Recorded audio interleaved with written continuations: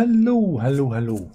And it must be Tuesday night because I'm here and I don't know if you're there. You might be there. I don't know. I don't know if anybody's going to be there. We have a hot beverage. So I'm here again. Here again to see what's going on. As the famous singer once sang, "What's going on? What's going on?" I don't know. Is anybody out there? One viewer. That's a good start. We can work with that. We can work with one viewer. So how you all been? You've been all right? Oh, I'm glad you've been all right. So yeah, Mr. says, "Evening. How's the widget?" Well, I'm not touching it again. I'm going to leave it alone. It seems to be working fine this week. So no widgets. No widgets are going to be fiddled with or touched or anything. I'm just going to ignore it. It'll go away. So there we go. So yeah, I don't know what was going on with YouTube last week with the old widgets, but it seems to be. Let's see, what does it say? It says stream health, excellent. There you go. Everything's fine. It must have just felt a little bit off. It must have felt a little bit off from last week. A little bit off. So we've got 3 people in, three viewers. I imagine a few of those are soccer accounts. Yeah. The thing is, right. The thing is, don't tell anyone. Don't tell anyone, right? Don't tell anyone.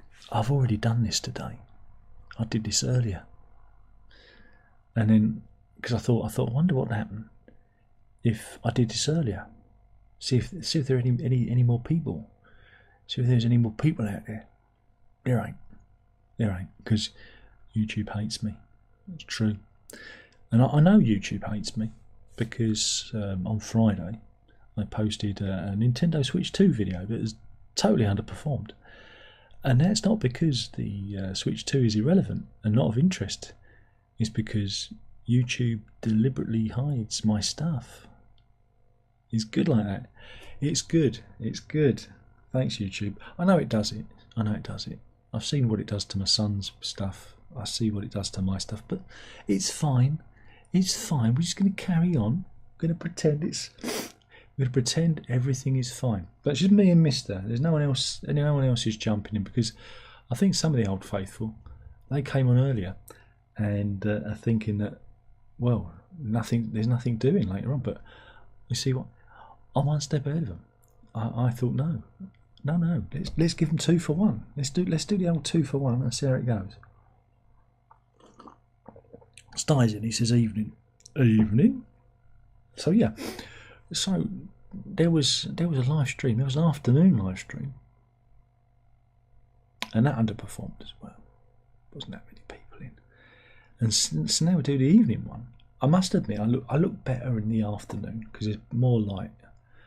You know, the nighttime ones. I look really unhealthy. I look like I've not been outside, and it's not true. I've been outside a lot, but. Yeah, you know, it's just the lights, isn't it? It's the lights. So here's everybody. Is everyone good? Good. The previous one was very depressing. It was very depressing. I didn't like the previous one. Didn't go very well. But I'm sure you're going to be a much better audience. I'm sure of it. I can feel it in me marrow. I can feel it in me marrow that you're going to be great. It's going to be it's going to be great. Is it? I don't know. Maybe it's not going to be great. I don't know. So, what does anyone want to talk about? Anyone got anything they want to talk about? Any topics? Any music? Any current affairs? Step forth and help me out. Otherwise, it's got to be just me and you just staring at each other, and that's a bit odd, isn't it? Nobody wants that. Now, what I could do is I could just do a repeat of the early evening one. We could do a repeat of that and see how that goes. But I don't know how that's going to work. I don't know if that's good content. Is that good content if I just repeated what went on earlier? I don't know. Very quiet out there. It's very quiet. It's like, anyone? It's just two of us. No, okay. Blimey, it's good. I think I shot me load earlier. I think this is it.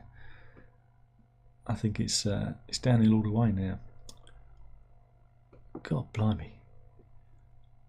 Oh no, Mister says rumours of that Doctor Who finale being reshot, but hard to imagine the hints of what was supposed to happen being much better. Have you heard what was supposed to? I actually look. I don't know if I mentioned it in my review. So we're going to do Doctor Who. I like Mister. He says let's talk Doctor Who. He's given me 45 minutes of stuff to talk about. I like that. That's good.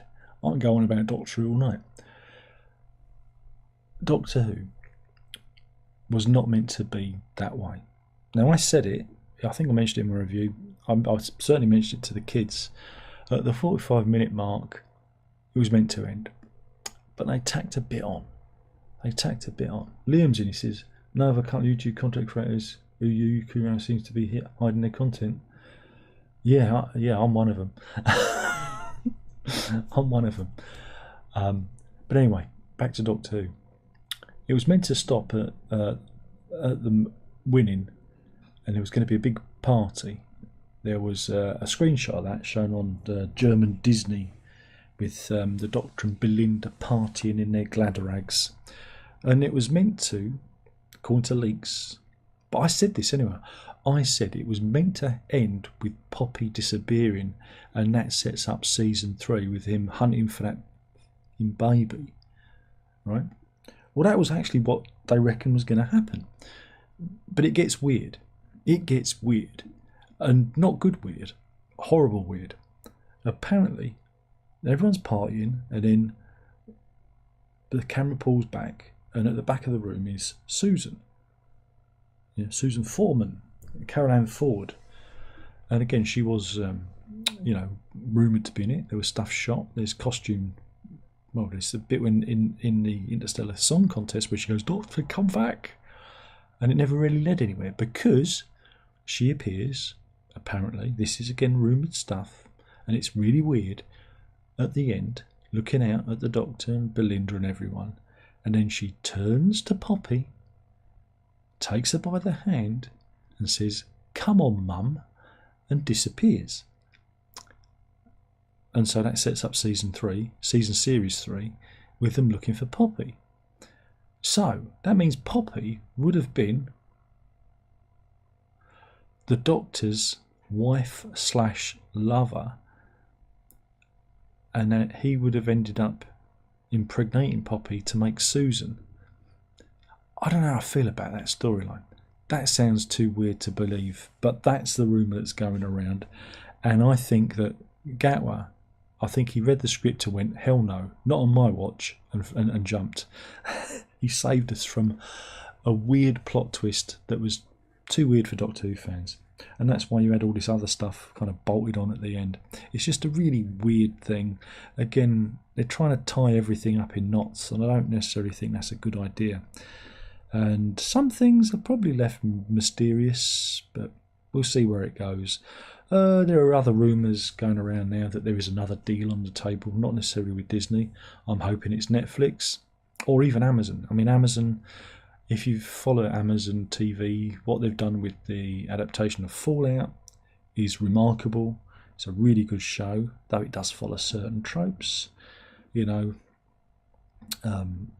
got the older hero who's jaded and cynical.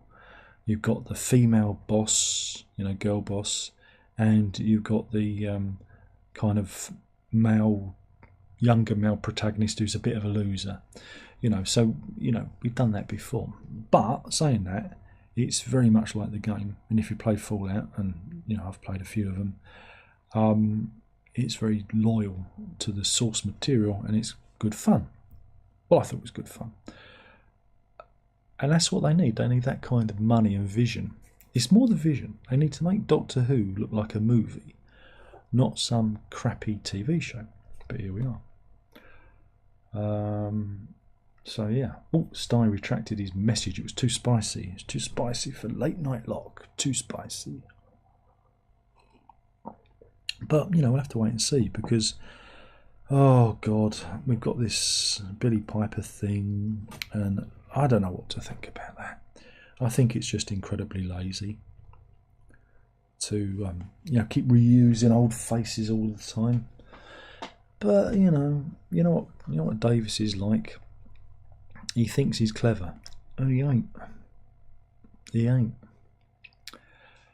And we've already done like the embodiment of the TARDIS before. Matt Smith, you know, the TARDIS is, you know, kind of put into a human body and falls in love with him and everything. We've done that. So Billy Piper being like the spirit of the vortex, I don't know what to think. I don't know. But there are more rumours that there is going to be a Christmas special, and it's going to star Billy Piper and David Tennant. And you go, please stop doing this. How much David Tennant do we need to see? But there you go. I don't know how much of this is true at this point in time. I really don't care. I've past caring. It's dead. It's dead to me. It's, you know, again, we need to rid ourselves of Russell T Davies, and we need to get somebody that can write. Well, just can write. I'm not even going to say sci-fi. Someone who can write. Somebody who's, you know, like a proper American's writing room, not just him screwing it all up. But there you go. Mr. says, human TARDIS written by Hugh must not be named. Mr. Bumfinger himself. I think we can call him that. You know, how do you know if Neil Gaiman really likes you? He sticks his finger up your ass on the first meeting. We shouldn't make that joke, should we? Liam says, also Doctor needs a new showrunner as RTD. Second era feels like the writing is lazy and done to somebody who isn't interested. Again, it's a big disappointment to me, because when I was a younger man and I'd watched a few of his things, again, Queer as Folk wasn't up my alley. I thought it was a bit dubious, you know, a load of predatory homosexual men in Manchester trying to, you know, pull a schoolboy. Not really my scene. Not really my stuff, but I know it was revolutionary. And I thought the writing and dialogue was pretty sharp. And then he did like The Second Coming, and Eccleston was in that. And I thought that was a really interesting piece, especially I think it was on ITV and it went out at prime time. And I've said this before, it kind of gave me Dennis Potter vibes, and I thought, God, this guy could be like the next Dennis Potter. This could be good. And then he did Doctor, and I was pretty pleased with that. And, you know, his run, his tenure, you know, it was all right, you know. It's never perfect, you know, it was okay. But when it was announced he was coming back, I had real misgivings about it. Not because his writing has got worse or anything. I mean, the last thing I seen of his was the AIDS drama that he did, which was, again, all right in parts, but he made the hero very unsympathetic, and I found that very hard to do. It was played by a guy called Ollie Alexander, and you're supposed to feel sympathy with him, especially when he, you know, contracts AIDS and gets ill, and it's like, really? And Davies can't write female characters. He just doesn't know what to do with them. The female characters in that show, it's called It's a Sin, you know, were just largely forgotten. Like, the main female character is just there to kind of reflect the male protagonist more than anything else. She's not a character of her own. She's not independent, you know. And it kind of you know, doesn't really talk about, you know, how the lesbians were involved in that movement, helping gay men with HIV. It kind of skips around that. And so, you know, I watched it and I thought, you know, some bits were good. The storyline with Neil Patrick Harris I thought was very, very well done. But I didn't want him to come back to Doctor Who, not because of stuff he's done since, but I thought it was going to be a retrograde step. I thought it was, you don't go back. You always go forward. You never go back. And unless it's like getting Tennant back, it's like, no, You know, it's all right doing it for like a multi-doctor special or something like that, but you know, to do what they did with Whittaker into Tennant, and again, you know, the clothes magically changed as well, because Davis wrote something about, well, I didn't think it was right for a man to be in women's clothing. You go, Russell, did you see what Whittaker was wearing? It was kind of unisex. You know, Davis could have written that in, and Tennant could have looked at what he was wearing, nipped back inside the TARDIS, come back out again, and gone, that's a bit better. And they could have played it for laughs. But from that moment, I thought we were in for a really weird ride. I thought it was going to be a really weird thing. So, and it did. It's just got weirder and weirder and weirder, because you know, Davis is obsessed with ideology, because a lot of writers are now. Sci-fi used to, you know, again, we use the W word, woke. Sci-fi has always been woke, and it's always, you know, shown, you know, social change, various movements, you know, within its writings, but it's usually subtle. It's usually, you know, it's usually there to give you something to think about, rather than to punch you on the nose and punish the audience. Oh, you didn't spot that. That means you're a racist. You know, that's not how you get a message over, because your audience will recoil and go, "Fuck you." That's not, you know, that's not how you win the hearts and minds of people. This is you're seeing the social media-ification of writing now, where, well, there's this idea of literalism, where everything now is literal.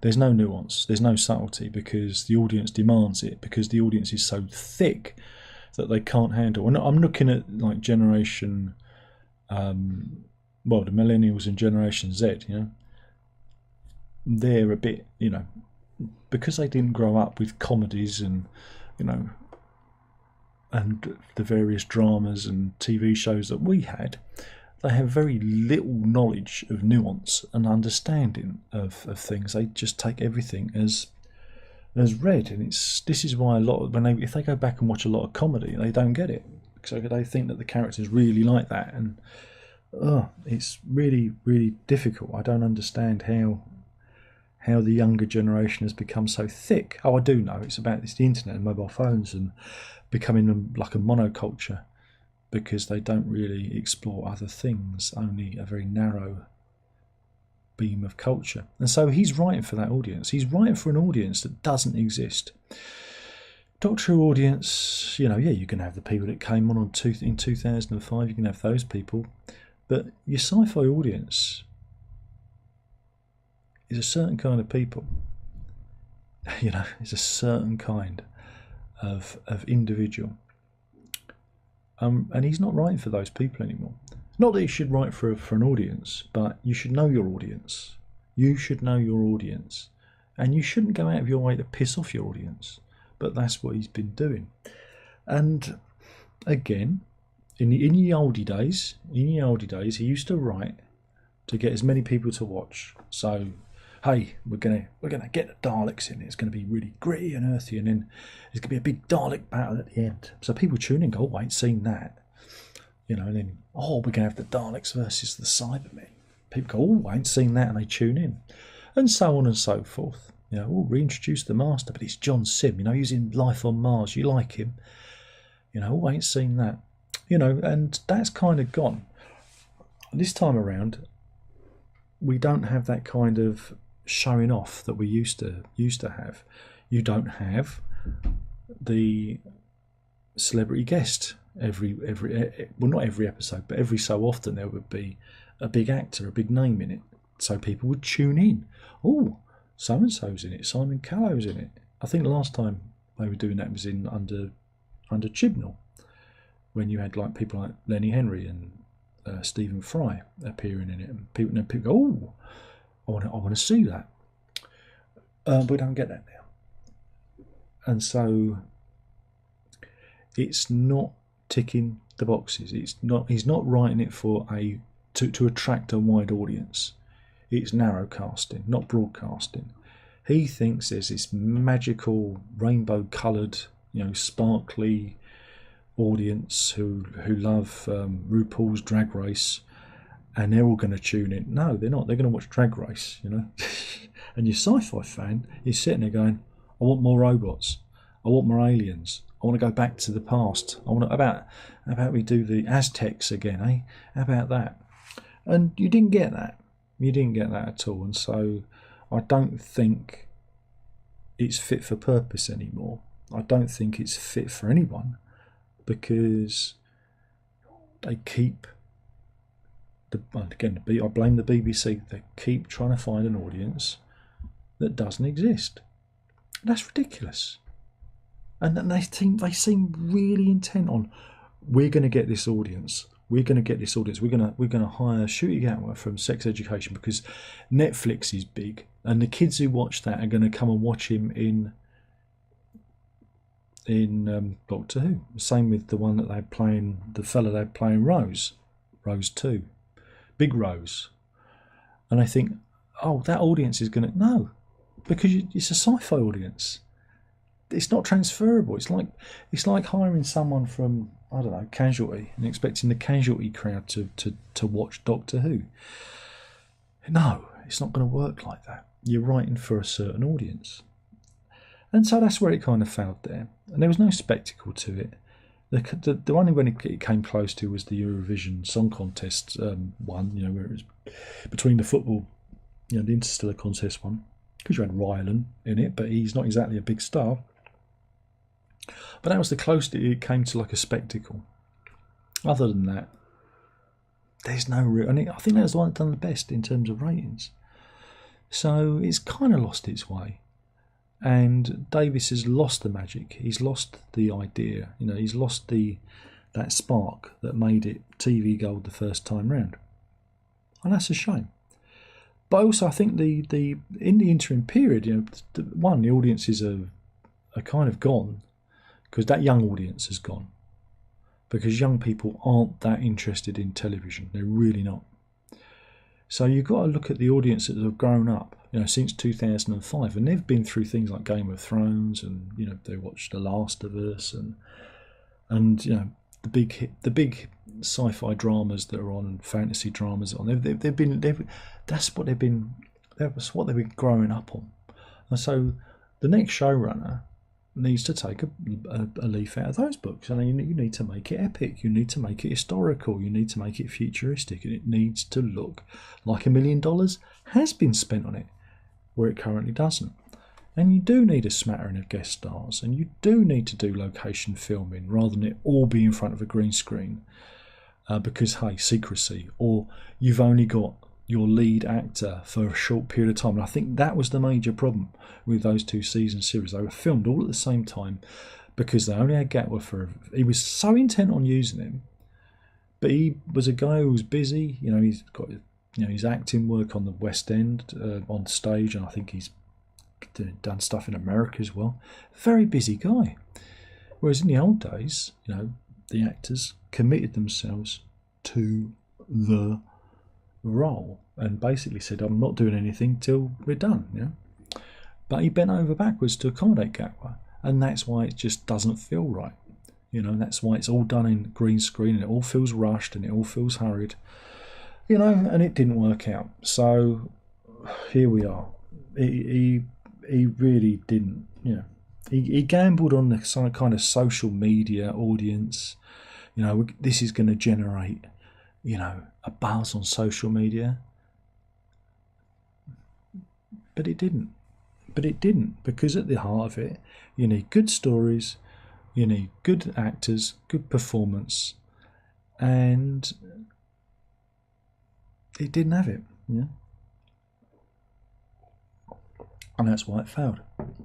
And I didn't want it to fail. I don't want it to fail. I wanted Gatwa to be good. I mean, I think he had potential. When he does like very quiet performances, when he's being, you know, when he's not flouncing around and overdoing it, I think he had a very good manner about him. But it's like, play it light, play it gay, you know, make it gay, like the producers, you know. I don't know if you've seen the producers, and I just didn't think it. See, because if you're going to do it camp, if you're going to be really camp, then you've got to do it like Flash Gordon, right? Where you know that the hero's going to win. You know that, you know, it's all big and bold and brash. You've got to do it like that. You can't then introduce stakes into it.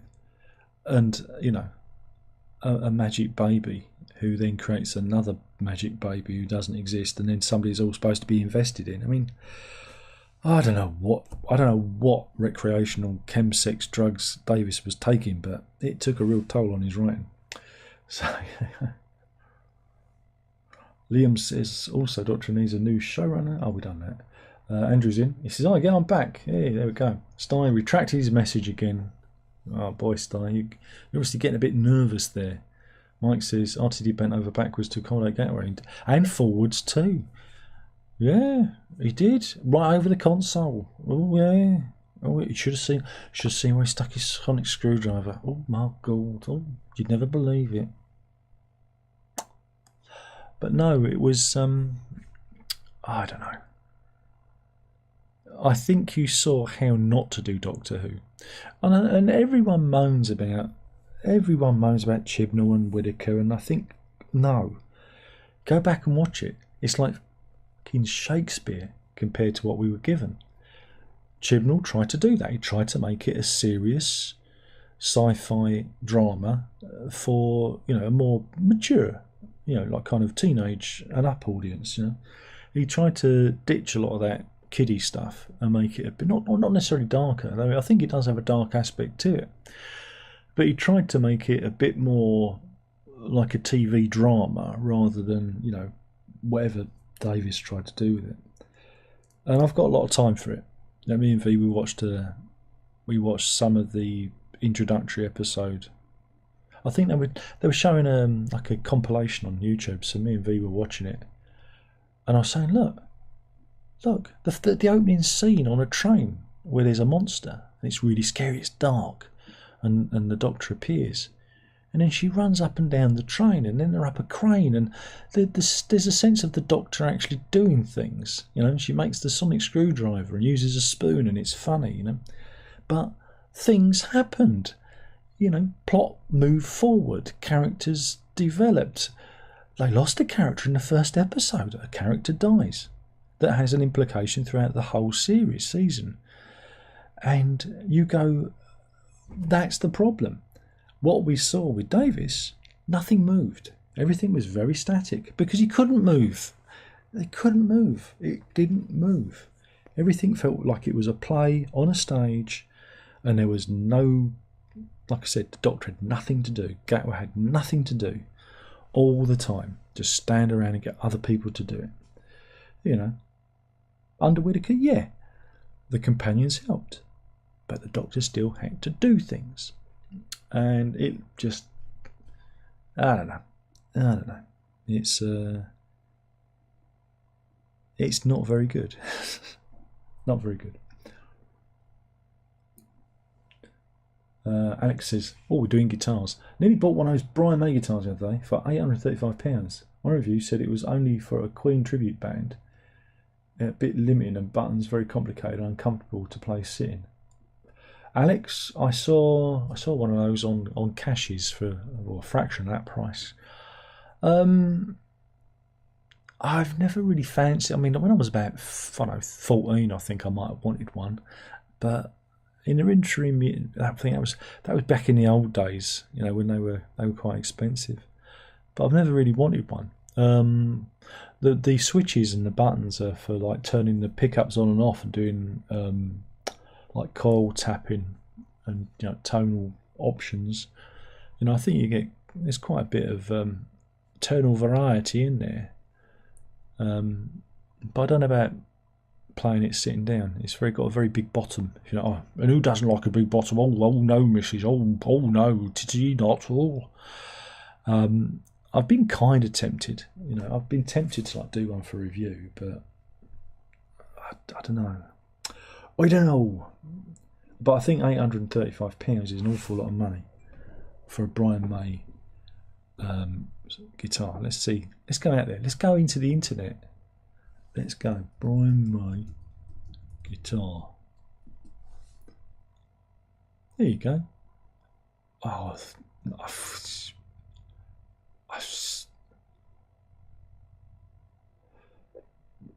mind you, that one's from China, so we know that isn't right. Second hand.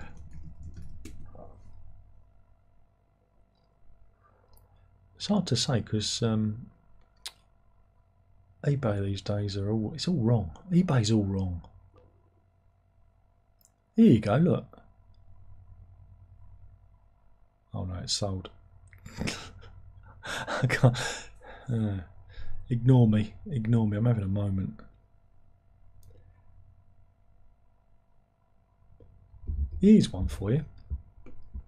It's a little bit cheaper, but it's a limited edition. Limited edition. Maybe I should get it. In fact, maybe I should get it. Because it has got Frank the Robot on it. I like Frank the Robot. But anyway, let's show you. This is for a quid shy of 700 quid. It's the one with Frank on it from The News of the World. Look at that, and that's from Fair Deal Music if you want to buy that. If anyone wants to buy it for me and send it to me at the usual address, here's the link below. I don't get any commission. So there you go. But yeah, so I think you can do it cheaper. I saw there's one on eBay for about 500 quid as well. But if you want to save some money, right? If you want to save some money and you don't mind being, I don't know, come on internet and don't mind being laughed at by all your school friends, you can pick up, and I don't know how to get away with this. I really don't know how to get away with this. You can pick up the Harley Benton copy for £255. They should be ashamed of themselves. Brian May should sue them. I hate Harley Benton, mainly because of the name, because they've taken two names that don't belong next to each other in order to create a whole fake guitar company. And also, it's from Taman, they're German, so bloody rubbish, isn't it? Liam says, I must admit, when Shooty was cast, I was surprised and said to my mates that felt was miscast due to the fact that his career seemed to be skyrocketing, and he would have been better casted in the Captain Jack role. Yeah, do you know what? I think that would have worked. Seeing as old Barrowman, he's a bit of a persona non grata these days. But I think that would have worked. The swagger, yeah. I think that would have worked. Yeah, that's yeah, good point, that. Case says, if RTD remade the Terminator, he would have probably cast John Inman as the Terminator if he was alive. Well, he could have cast Ryan.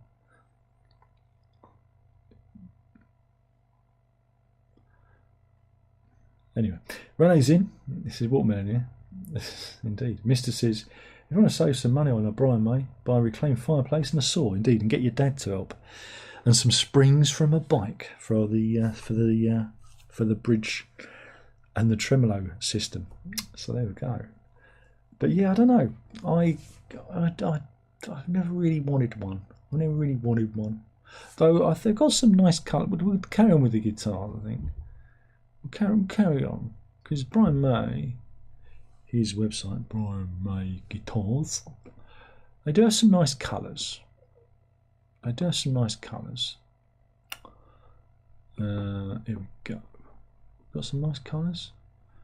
Where's the nice ones? Where's the nice colours?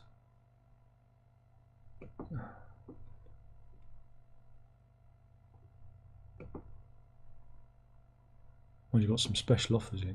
Should we check the special offers? Sold. That's a shame. That's all sold stuff. That's not good. This is not good content, Darren. This is not good content. People want you to do better content than this. guitars. You've got special. Ah, this is it. You've got some nice colours here. You've got some nice colours. For those of you who don't like the red special, look, you can get a hot pink one. Look at that. Yeah, you can get an orange one. I like the one that's kind of woody. Is it the honey sunburst? Quite like that one. Oh, then again, I quite like the baby blue. I'm with that pearloid pickguard and the gold knobs. And who doesn't like a gold knob?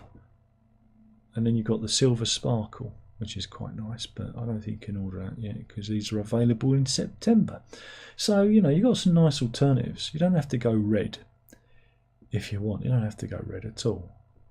And so at least, you know, it doesn't look like you're trying to be Brian May. You could, I quite like the Jubilee Gold as well, but if it had been a pearloid pickguard, could have been interested, but 900 quid seems a bit of a lot of money. What else have we got? Well, these are weird. These are the BMG Vision.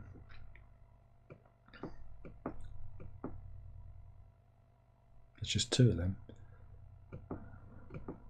Don't like them. Don't like them. There's the art series. Oh yeah, it's the one with Frank on. How much? That one, I'm sure we've done this before. That one's £3 grand. That one's 995.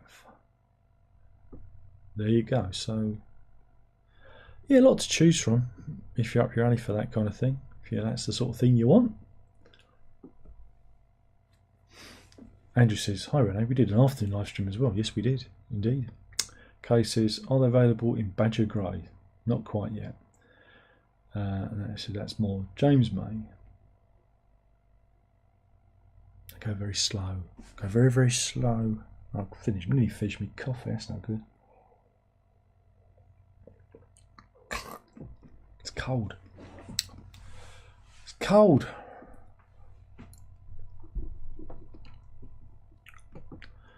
So what else do you want to talk about? Anyone else? I made Doctor Who last a bit of a long time, didn't I? Yeah, I did pretty well with the old Doctor Who.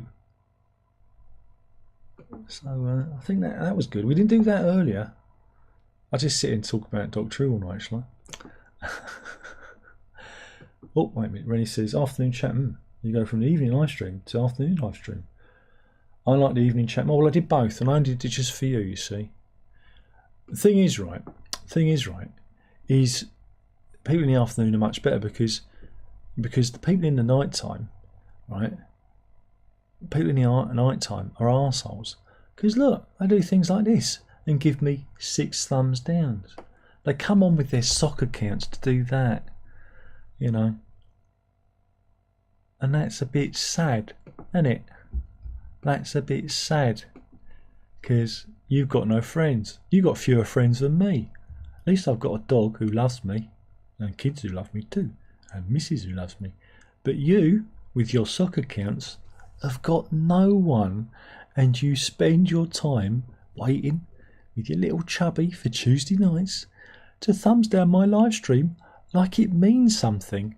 It doesn't. It means nothing. Oh, it's a shame, isn't it? What happened? Did they drop you? Did they drop you on your head as a baby? Is that what happened? Is that what really happened? Eh? Are you?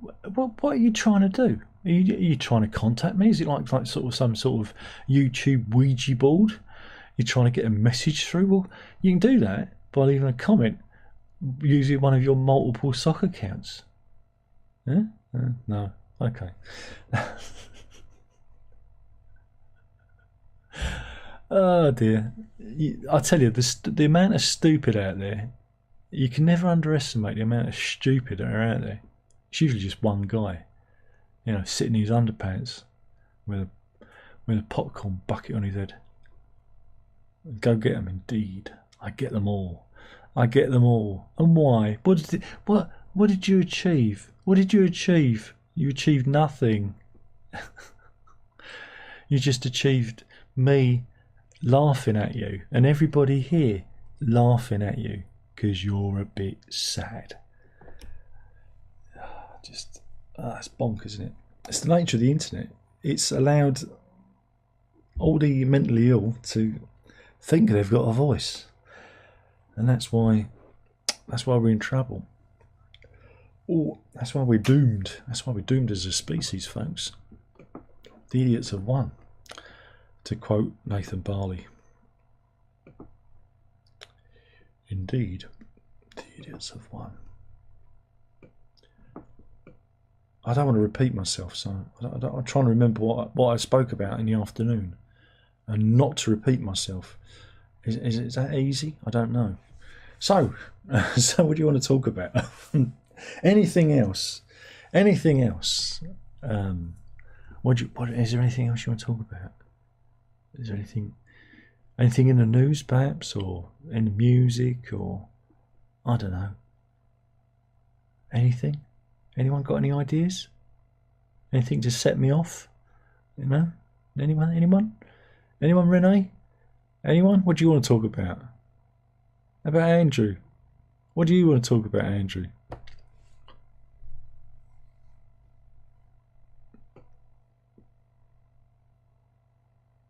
Mind you, got 16 in, but that could be soccer counts. And we got 16 in this afternoon. And I know they weren't soccer counts. I know they were real. Yeah. Kay said, did you see that teacher got sacked for having OnlyFans? Can you imagine being a teenager? You could see saucy pics of a hot teacher in your school. You could do yourself an injury. Well. When I were a lad.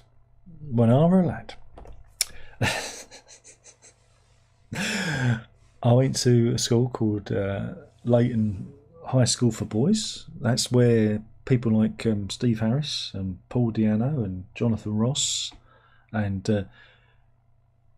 Derek Jacobi, who was in Doctor Who, played the Master, didn't he, for a little bit. They're all alumni, same as me at this school. But when I was there in 1980, there was a bit of controversy. There was a bit of controversy because we didn't have OnlyFans back then. But you had Readers' Wives or something like that. Now, I didn't see the magazine. I've only have a bare recollection of the teacher. Bear, get it? Not Rupert the Bear. No, not Rupert the Bear. Not Yogi Bear. Not Paddington Bear. Maybe Nookie Bear. But there was a computer science teacher who was a lady. And I didn't get, what really annoyed me is I didn't get into the computer science thing. I really want to do computer science. Instead, I had to do art instead, and that went all wrong. And because I lost my folder just before it was due to be submitted. And the teacher, Mr. Vinton, or whatever his name was an old hippie who basically didn't give a So anyway, this science teacher, it went around that she was in a porno mag. And I think it was like one of those Readers' Wives things. And I don't know how true it is because I never saw the magazine, though I saw some guys looking at the magazine. I'm far too good and decent. Never look at filth like that. And she ended up getting let go. She ended up getting fired for it. So it must have been true. We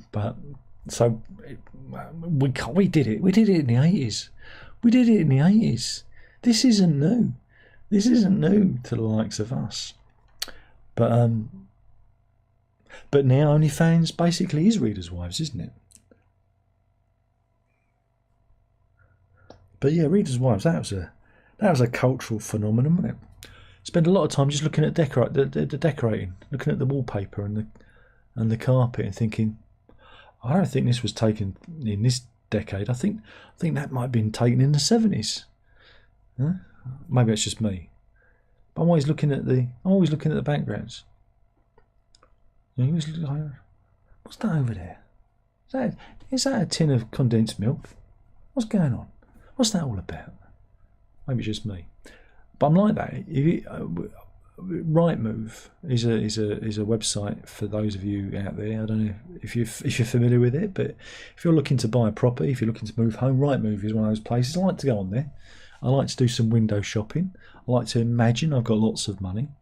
But I like to look at houses. And I like it when people haven't cleaned up, you know, or there's something weird. And you look and you go, you knew the man was coming round. Why didn't you tidy up? And there's stuff strewn over the place. I love looking at that stuff. It makes me laugh a lot. Liam says, Hot Space album by Queen, not as bad as people make it out. I should block you for that. That's a blocking offence. It is, though it's not as bad as Made in Heaven. Andrew says, what about the greatest programmes of all time? What about them? What about them? There's only one. That's by Genesis. And that's The Lamb Lies Down on Broadway, he says. Whoops. He says, and that's, he said, and that's the Lamb Lies Down on Broadway. Isn't it just? Not that one. Not that one. That one. That one. Too many of them. So I've got two. Oh God, it's hard to get them fanned because it's the big chunky one. No, so I've got the big chunky one. See, look. Oh, can't see the chunky one. There you go. That's better. Impress them with having the same album over again.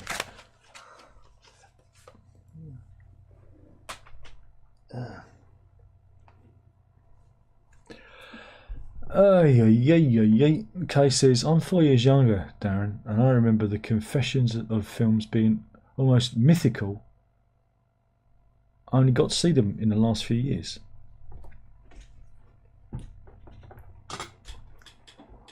Oh. Ow.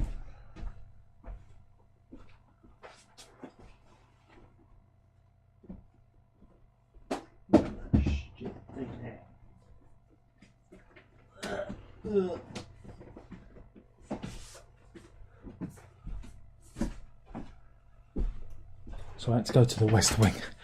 Oh, to the film archive.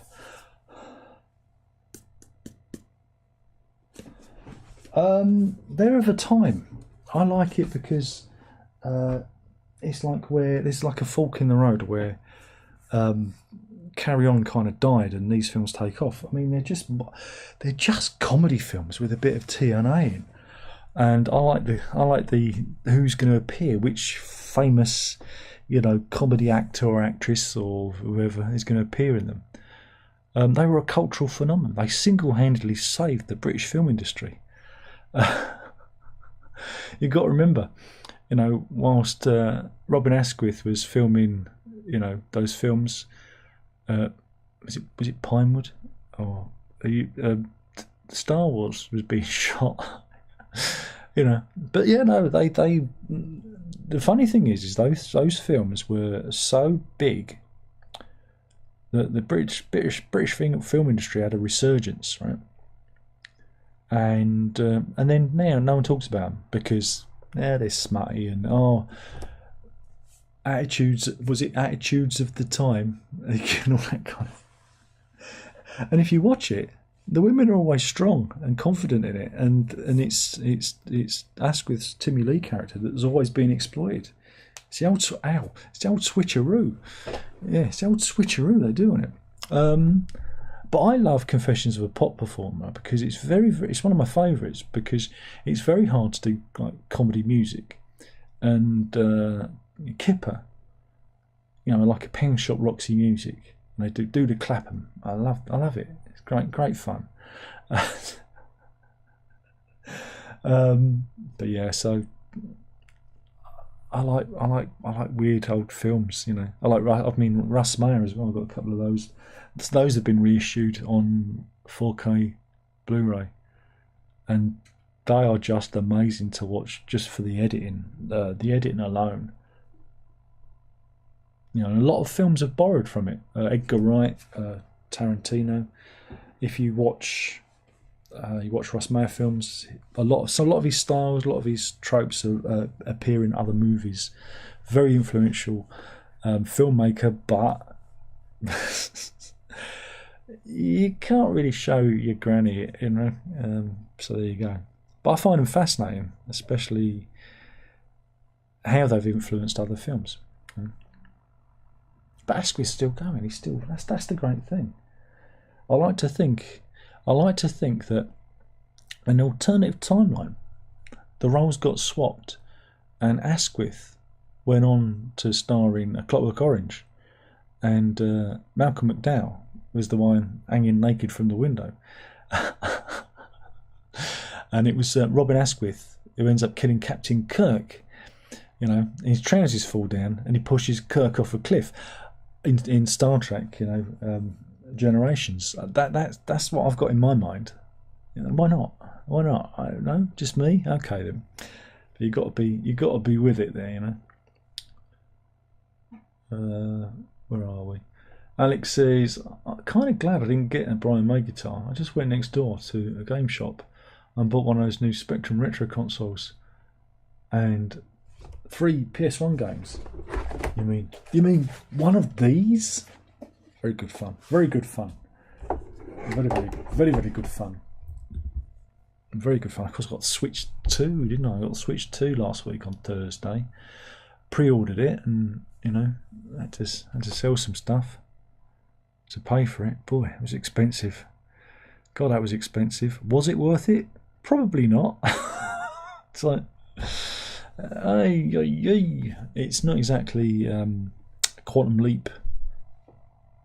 But if you're a fan of the console and you like those games, it's kind of a necessary thing, isn't it, to kind of carry on. Mr. says, I once saw a house on Rightmove with very hand-painted Disney murals in every room. That's the thing. That's the thing you look for. You know, I like it when, like, I saw one the other day, right? It was the like the utility room. So you've got like a washing machine, a dryer, you know, the usual thing in a utility room. But right next to the washing machine, they had a toilet. No hand basin. So you've got Kazi, washing machine. So you could sit on a crapper and watch your underpants go round. And you think, why? Why would you do that? You got your washing machine, you got your dryer, you know, I think they may have had a dishwasher in there as well, and a Kazi. Just a Kazi. I don't think there was even like a roll hanger for the toilet roll. I think it was just Kazi, washing machine. I thought, that's just weird. You'd rip that out. Wouldn't you? You go, I don't need that. I don't need it. Who needs a Kazi next to the washing machine? Imagine you're trying to have a shit and it's gone on full spin cycle. It's doing that, and you're going, oh, shut up. I'm trying to have a shit. That's the live stream demonetised. Liam Mars, which one of the Beatles is the best songwriter? Paul McCartney. Easy. God, it's like shooting fish in a barrel, isn't it? He's going to ask me in a minute if Paul McCartney's a genius. I'm going to say yes, and then I block him. Andrew says Robin Asquith made those films so funny. Then Asquith is a great actor. This is the great shame. He was kind of a bit typecast, but I mean he's done a lot of he did a lot of stage stuff back in the old days. He did that one with, was it Arturu? Whatever his name is, Arturu. I can't. It's an old play. And that got rave reviews. Again, he's a very good actor. I think he's a very good comedy actor too. And I think again, he kind of got typecast in it, and he was expected to do similar things. I know he did a lot of farces in the West End as well. But you know, he's an interesting guy, interesting fella. Though I sent him a cutting. Because on Facebook, sometimes you see like old like Smash Hits or NME or Melody Maker reviews, and in one of them, Elton John was reviewing singles of the week, and one of them was Robin Asquith, and Elton John slags him off. So I got the graphic and I sent it to him and said, you can use that in your stand-up show. You can say you were slagged off by Elton John. Because he'd never seen it before, and he really enjoyed it. He thought it was funny. So that's the great thing about social media, is you can actually engage with those people. And but you know, he was also Lindsay Anderson used him in If, and also in Britannia Hospital. Britannia Hospital is again one of my favourite films. I think I saw it once, and it left an impression on me. Again, Malcolm McDowell's in it, and Robin Asquith again, and it's an amazing film. It really is. It's very British. It says a lot about the British condition and the NHS and, you know, unions and whatnot. And it's a really good movie. And when it came out on Blu-ray, I got it and I showed the missus. I said, "You've got to watch this." Got to watch it. She was brilliant. It just had an impression on me. But yeah. There we go. Alex says, remember the early days of Channel 5? They showed a Russ Meyer film every Saturday. Yeah, again, Channel 4, I think, did a season of them it was a long time ago. And I remember watching them from that when Channel 4 used to show some interesting films. They used to do film seasons. And I think that's how I saw them. And I think, because it was Jonathan Ross had done something about Russ Meyer, and that kind of turned me onto it. Was it Faster Pussycat Kill Kill? And because Jonathan Ross did he did a movie show in the late 80s, early 90s, Incredibly Strange Films or something, and I think Russ Meyer was included in one of them. It was an interview or whatnot. So I kind of fell into it that way. But his directorial style, the way he edits, the way he uses visuals, he's again very visual storyteller. Again, a lot of that's been Edgar Wright nicked it for Spaced and Shaun of the Dead and Hot Fuzz and things like that. And again, I think he's a very influential director, and not many people know of him because of the nature of his his skin flicks, nature of his movies. It's a great shame because if people saw it, they go, "That's so, it's so and so, that's so and so," It's like, but there you go. It's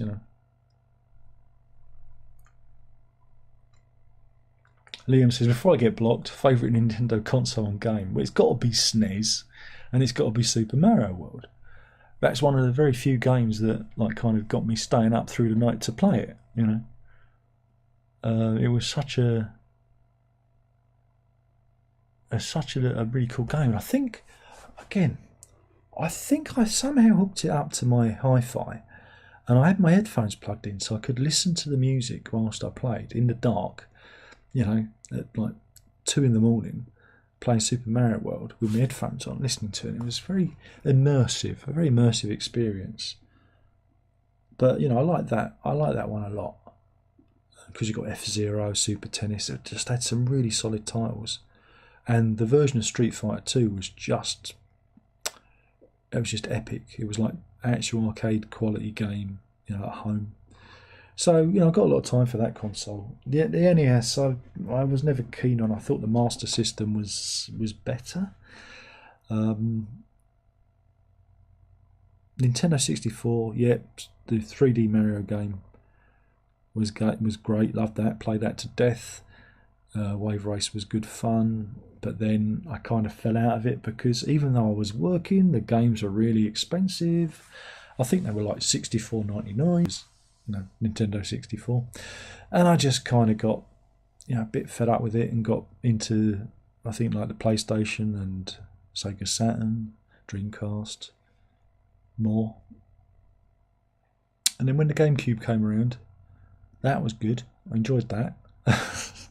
Pikmin and things like that. The Wii was an interesting thing. Yeah, very physical. It was all right. I saw it as a novelty console because it didn't have a lot of grunt to it. It wasn't as powerful as the 360 or the PS3 at the time, so I saw it more as a novelty console. Wii U, again, more powerful, but they called it the Wii U and should have called it something different. And then the Switch, which I thought wasn't going to work, and did. But then I don't play it mobile a lot. I play it mainly with connected to the telly, so there you go.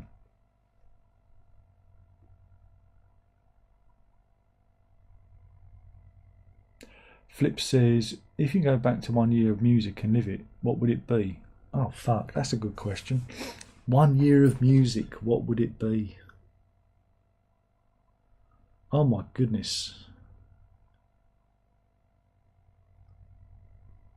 A year of music. Well, it'd probably be the 90s. It'd probably be like 95. It'd probably be 95. Because I saw that band at the Royal Albert Hall, and that was pretty good. And I got a job, and so I was buying lots of music and stuff. So it'd probably be then. So probably 95.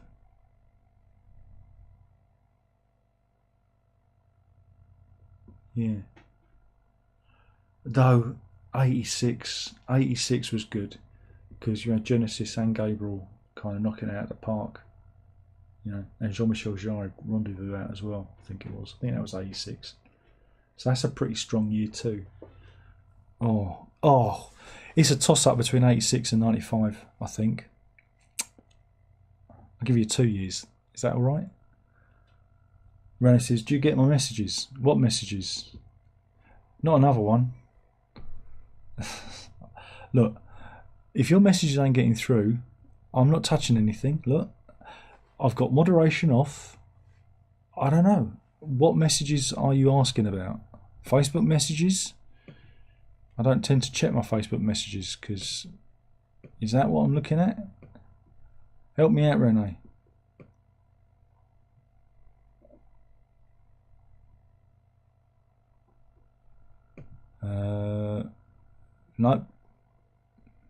No, that's, I don't know. I don't know what you're saying, mate.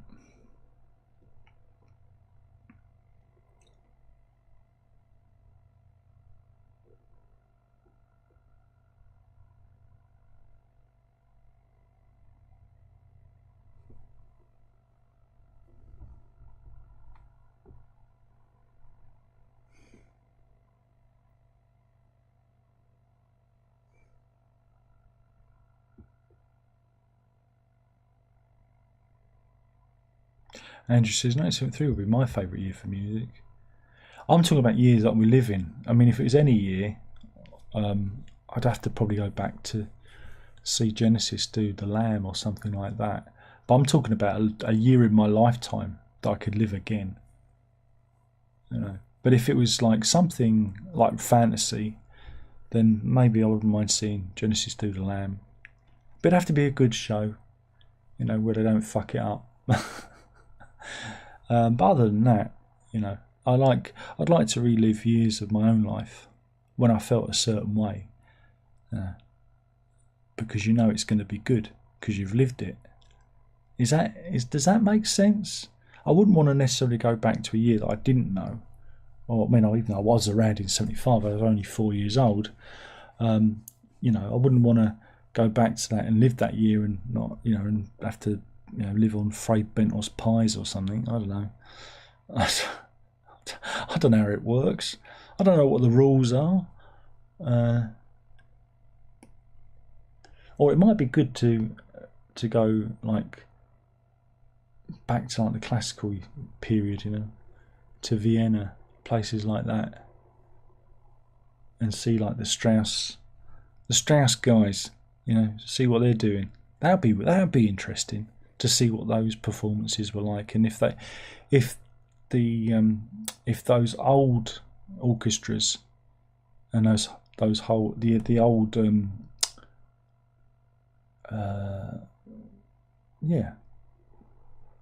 venues, how it sounded compared to like how we hear classical music now, if it was different, if they had a kazoo or, you know, penny whistle, or, you know,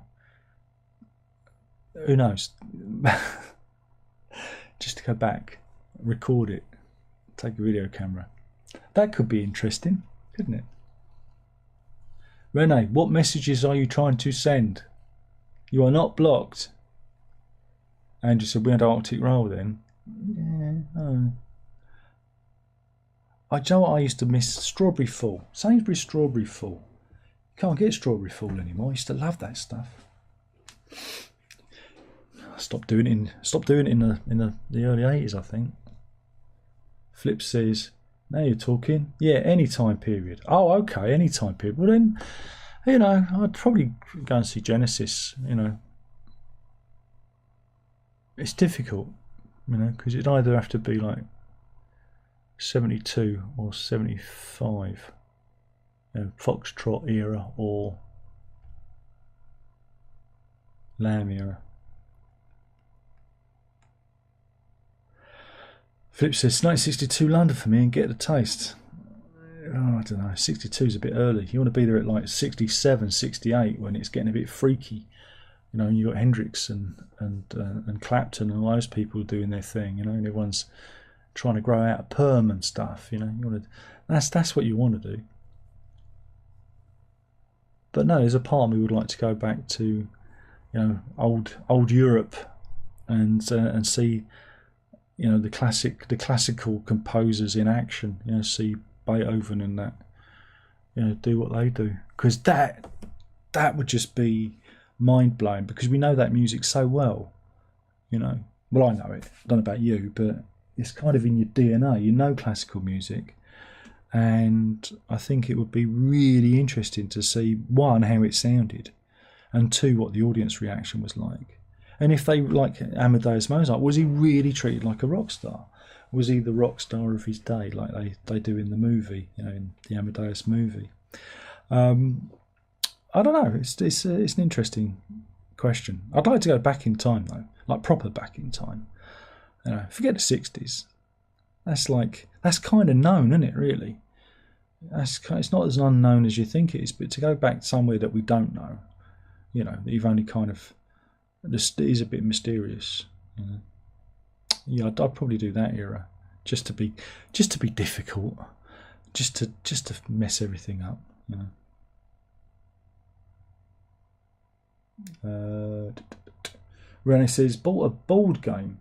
So you look for nice pictures on the. Very nice. You will love it also. I don't know that one. We only play Monopoly here. Not doing very well in our Saturday league games. I'm at the bottom. I'm at the bottom. Herb's had 3 wins on the trot though.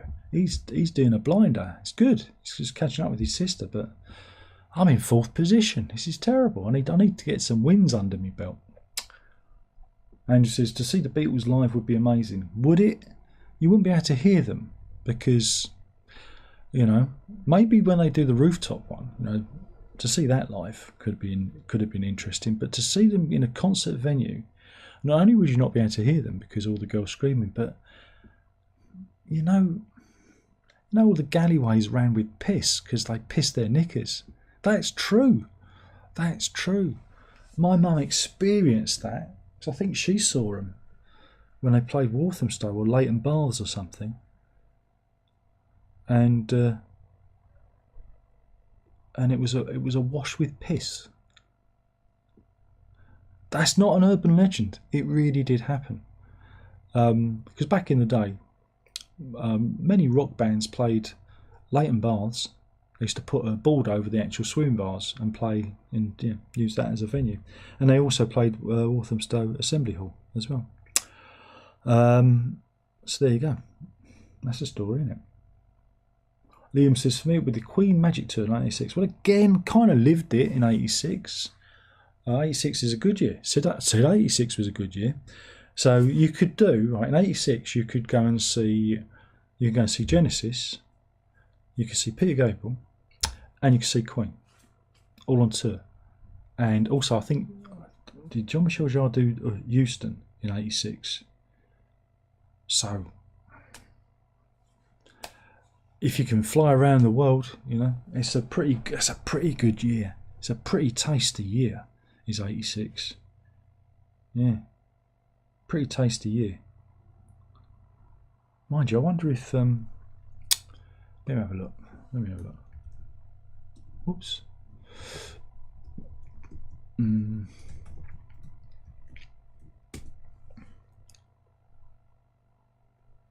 Yeah, you could even see Dire Straits on their Brothers in Arms tour.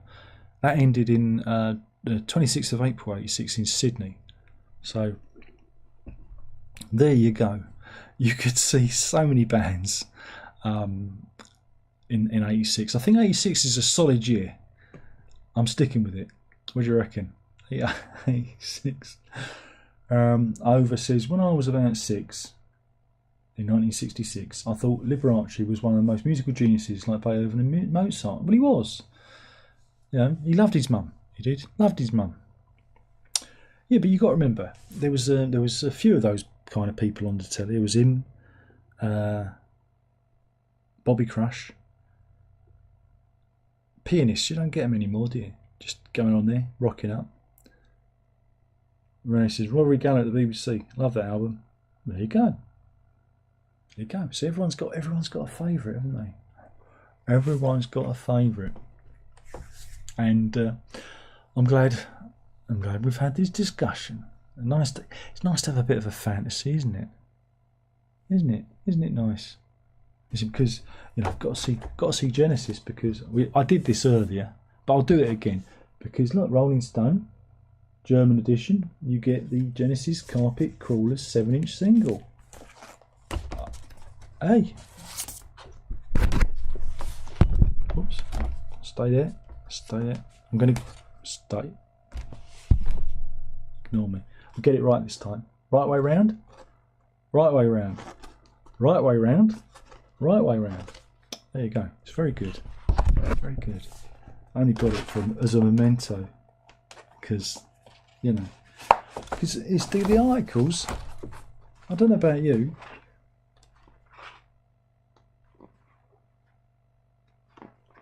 Look.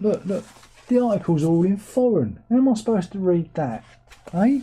How am I supposed to read that? Luckily, I took German at O-level, so I can kind of get the gist of it, but I might have to use Google Translate to help me. There you go.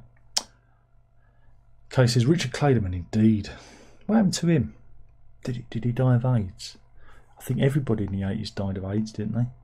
Alex says, I imagine how good the Beatles would have been if they'd have played in the 70s with PAs and people actually wanted them to hear them. Who knows? They may have played longer than 20 minutes. But again, that's the thing. It's a shame that they didn't accept the millions of dollars that they were offered to get back together. I would like to have seen, again, a nice, professionally shot Beatles concert, where you can actually hear them play. You get to see there's some little bits on TV and whatnot, but we never really saw the power of them, did we? Really, we only got a whiff of the power of the Beatles. Alas, it was not to be. I think that makes the mystique even more powerful, But there you go. Andrew says Hendrix would be mind-blowing indeed. Kay says, if you had lost World War II, you'd be able to read that magazine, no problem. Hey, I did O-level German. How dare you? I did O-level German. I can read it. Just a bit slow. I have to stick my tongue out like that when I'm reading it. I can read bits of it, little bits of it. But we didn't lose. We won. We always win because we're the best. It's that British exceptionalism. Liam says, would you like to see a Pink Floyd reunion? No. God, how boring. No, it's over. I don't ever want to see Roger Waters again. No, we should just go away and never come back. Horrible, horrible man. He ruined Pink Floyd for me. He really did. He really ruined it. You can see why everyone had the problem with him, Can't you? Renee says, I can read German. I think the Dutch are speaking a lot of foreign languages. Well, that's just in case you get invaded again, isn't it? You might make them welcome, isn't it? Feel common. See? I can speak German. There you go. What's that? We've pissed off the Germans? So it's not the first time. Won't be the last. There we go. I have to sell me Neu albums now.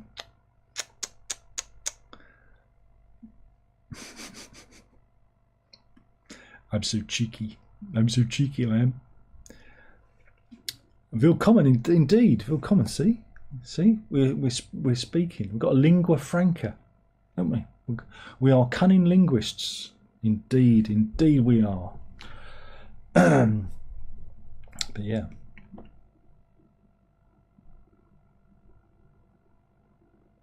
Anything else? Anyone else? Any more? Any more for any more? Any more fantasies you want to fulfill? any weird time traveling fantasies that you want to fulfill? No? Okay then.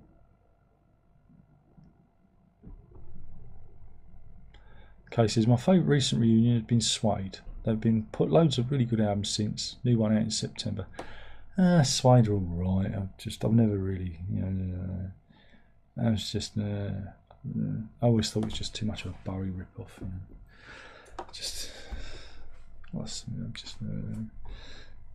Renee says, we understand each other indeed. Over says, apparently we're really speaking Brittany French. I'm sure we are. I'm sure we are. Mon petit champignon. Eh? I speak the language of love.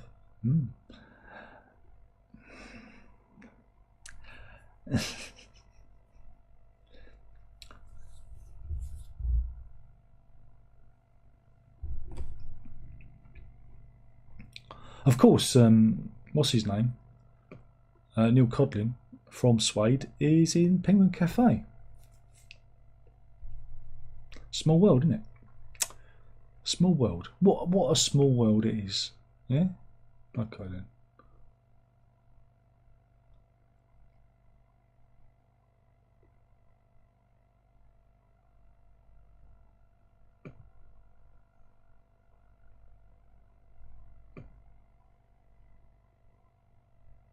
And more, 3 more.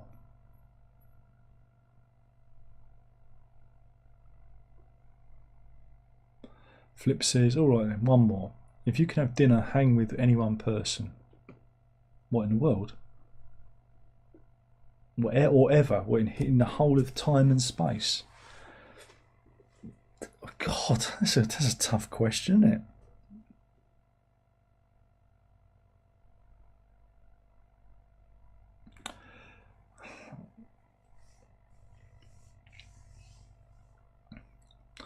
Kay said, I did French for 1 year in secondary school. Couldn't stand it. That was 1988. We did French. We did French and German. I did French when I was at Norlington Road School. And for some reason, every time I had French, I used to get an erection in the classroom. It's because I was really bored. Whenever I get bored, I get an erection. It's true. It played havoc at work in meetings. It really did. I'd have a meeting, get an erection. What can you do? What can you do? It's not a lot you can do. You just have to kind of, think of Margaret Thatcher and naked. That's all you can do, really. Or John Major and Edwina Curry in the bath. That usually works, but I could never explain it. God, I hated meetings. Never got anything done. Never got anything done at all, really. But there we go. But yeah, I'm still trying to think who I'd like to have dinner with. I don't really want to have dinner with anyone.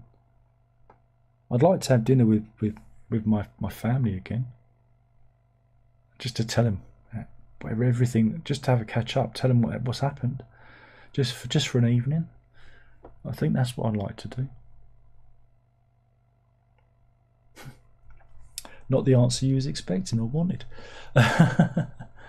Alex says, I'd just go back and watch loads of episodes of Wonder Woman. That'll keep you busy on a Saturday night. You can do that anyway. I'm sure you can get the box set. Rennie says, I'm going to hit the sheets. Let's call it a day. Night. Takes all the chat. That's all right. I just want to know what you meant about the messages. I get your messages. You've got to type the messages. Send the messages. Flip says, let's make it easier. Any one musician, any time period. I don't really care for musicians. Don't really care. No, I wouldn't. No, I'd have dinner with Freddie Mercury, right? Just so I could tell him, don't leave all your gear to Mary Austin, because she's gonna stuff your sister up, and your sister's gonna have to secretly buy back your gear at auction, you know, in 30 odd years time, and you don't want that to happen. So write a decent will, mate. Write a decent will, and have a word with your sister so she can have like a piano and some lyrics and whatever, and then she doesn't have to do that. And that will be my dinner. I'll just do that, and then, you know, I might let him bum me, you know. But of course it's magic, so I wouldn't get AIDS. So there you go. So that's what I'll probably do. But that's it. I think that's what I'd do. But I'd warn him. I'd warn him of the future. There you go. Because I think that's the right thing to do. Again, there's not many musicians I'd want to hang around with, to be honest, because, you know, there's not really. maybe Keith Moon on the night he dies, just to tell him, Keith, you've already taken your tablets. You don't need to take them again. Maybe do that. Maybe I could save a rock star. What do you reckon? Put Jimi Hendrix in the recovery position, that kind of thing. What do you reckon? Yeah. And, you know, pull the plug out of Jim Morrison's bath, so he's all right. Maybe that's your topic. Which rock star could you save? John Lennon from The Bullet, perhaps. Maybe we get that Beatles reunion. You know, I don't know. Which rock star would you save, and how would you save them? There you go. There you go. Andrew says, Leonardo da Vinci, what a genius he was. Yeah, but he never made a decent album, did he? Really? He might have come up with Helicopter, you know, but he never put out a good record. Liam says, name your ultimate fantasy supergroup, one singer, guitarist, bassist and drummer. Well, it's me as a singer, me as a guitarist, me as the bassist, and me as the drummer. So there you go. That was easy, that was. I don't know. It's going to sound a mess. It's going to sound a mess, isn't it?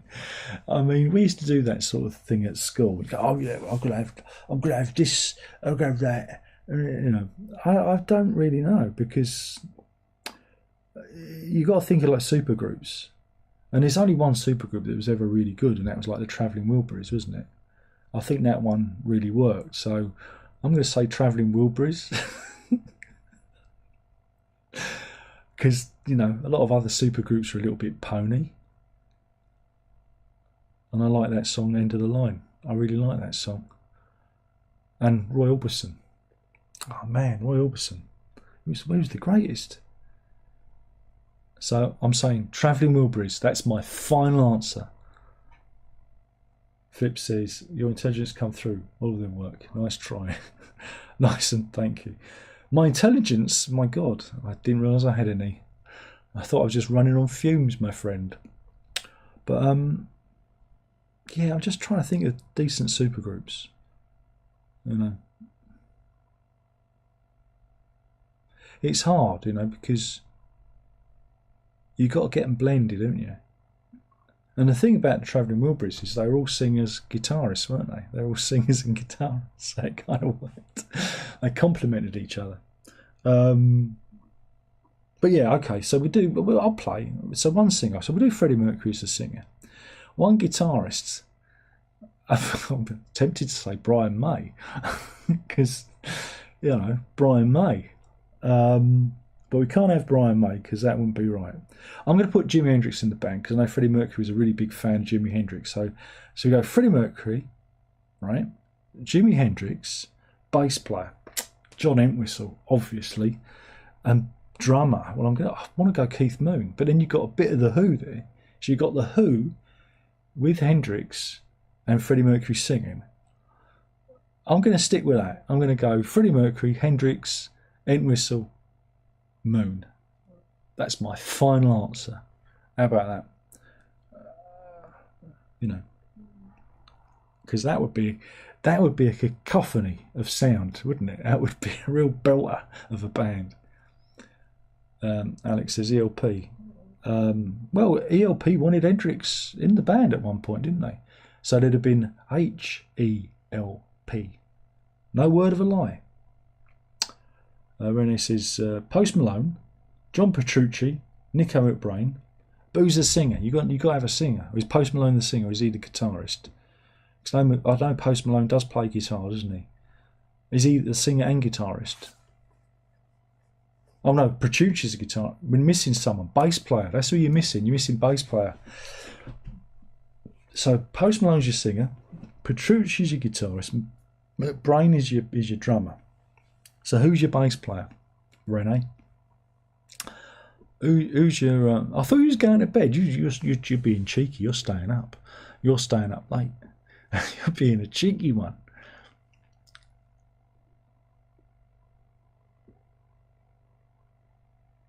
No, he's gone quiet. He's gone quiet. I'm going to name a bassist for you. If you're not gonna name one, I'm going to say Paul McCartney in your group just to mess everything up. Just imagine Paul McCartney is your bassist. He's more than a bassist. You know what I'm saying? Right. So who do you want in your band? I'm just going Paul McCartney. He can be the singer, the bassist, guitarist, and the drummer. Oh, is that cheating? Is that cheating as well? Any other suggestions? Anyone out there? Anyone else wanted to play? Cases. I think John Petrucci is a type of pasta dish. I thought it was a sexual disease. I got a bad dose of John Petrucci.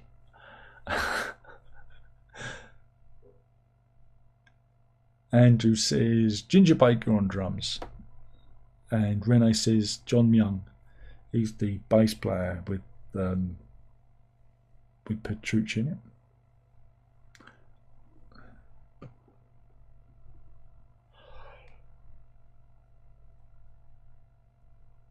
Ooh.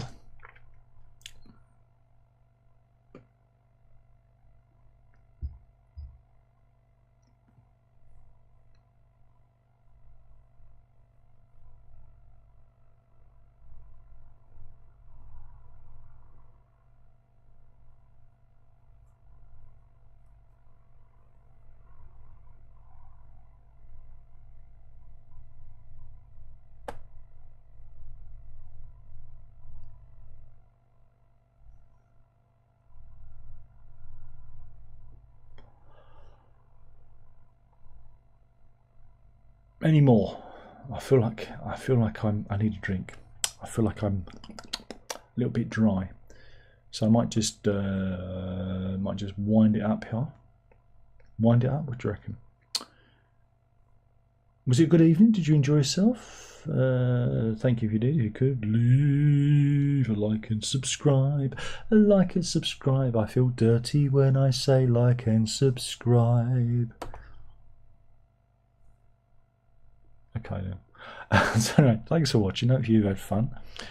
We'll do this all again soon. Maybe it'll be in the afternoon. Maybe in the evening. Keep your eyes out. You never know what I'm going to do. Who knows? Who knows what I'm going to do? But very different from the afternoon show. It's almost like a matinee and the main event. It's very good. And she says, I'm going very good. Okay, well, I'm glad you had fun. Do this all again soon. Thank you for watching. Remember, if you can't be good, be safe. But more importantly, don't tell your mother. And I can do it now. Night night. I couldn't do it in the afternoon. It didn't work. Night night.